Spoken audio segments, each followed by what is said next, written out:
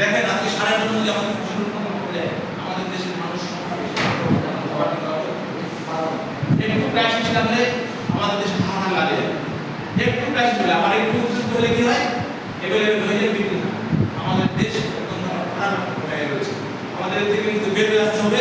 আমরা সার, বীজ, জ্বালানি তেল এগুলো পর্যাপ্ত এভেলেবেল সরবরাহ চাই। এর জন্য ওপেন মার্কেট এগুলো যেন আর ডিলার আবেদন করুন তাদের মতো নিয়ন্ত্রণের জন্য বাকি সব এই বলে আমি আপনাদের সকলের দীর্ঘায়ু কামনা করছি। সেই সাথে পরবর্তী আবার দেখা হবে এই প্রত্যাশায় যে আলোচনা শেষ করছি। ধন্যবাদ সবাইকে। আসসালামু আলাইকুম ওয়া রাহমাতুল্লাহ।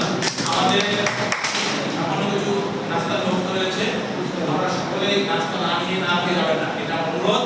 আমরা যেহেতু ব্যস্ত থাকি, আমার কিছু অফিসারকে পাইলাম না, কিছু অফিসারকে এই মেসেজটা দিতে হবে, ওনাকে একটু ডাকেন, ওনাকে ডাকেন। আর আমাদের আজকে এই যে জন্মবিন্দু জীবন পাঠ্যক্রমে আমাদের 9 জন গ্রাম পুলিশ এবং একজন কমান্ডার রয়েছে, তাদের মধ্যে 9 জন গ্রাম পুলিশ পাঠে কাজ করছে। আমরা প্রথমে এই 9 জন জামাদার সদস্য এই 10 জনকেই সম্মানিত করার জন্য আমাদের ইউনিয়ন পরিষদের পক্ষ থেকে ছোট্ট করে একটা করে গিফট আপনাদের জন্য আছে। আমরা একটু সারিবদ্ধভাবে আসেন, এই গিফটগুলো হেফাজতে আসেন।